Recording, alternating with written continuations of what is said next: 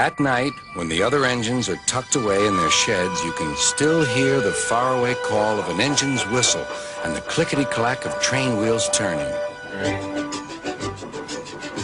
This is the sound of the mail train.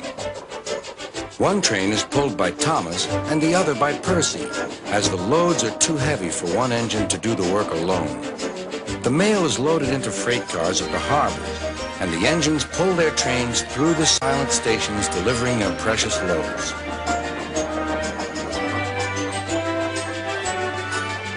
On a clear night, a big shiny moon brightens their journey, but often Thomas and Percy can't even see the stars.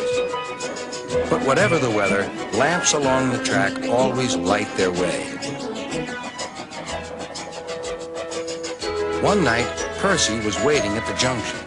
The mainline train was late. At last, Henry arrived. "Sorry," he puffed. "The mail boat from the mainland was delayed."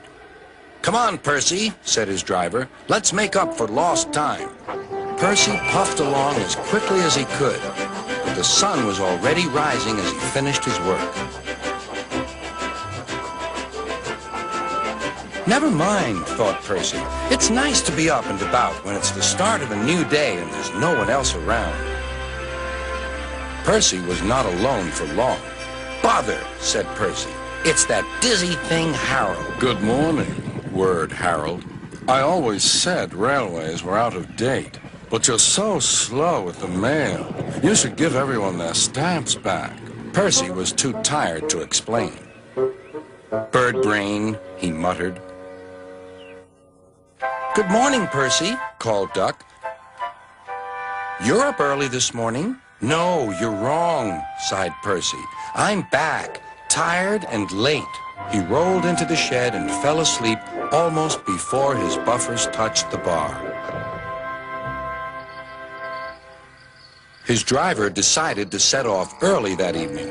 Thomas was waiting at the station. "Thank goodness I have a chance to speak to you. Driver says that the person in charge of the mail has complained to Sir Topham about the delay last night." "But that wasn't my fault," replied Percy. "I know," said Thomas, "and so does Sir Topham.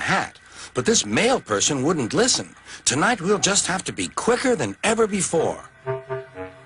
The engines were just leaving when they heard a familiar buzzing. "I say, you two, there's news flying about." "Where?" puffed Percy crossly. "All over the place. They're going to scrap the mail train and use me instead. Wings work wonders, you know. Always." "Rubbish," huffed Thomas. That night, everything ran like clockwork.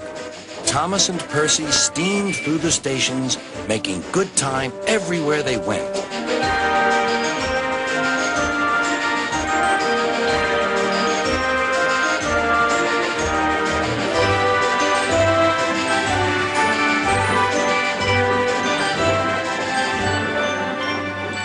At a station, Thomas noticed a man looking cold and worried. He had missed his train home. "We can give you a ride," said Thomas's driver, "but it will be rather uncomfortable." "Thank you," said the man. "Anything's better than sitting here."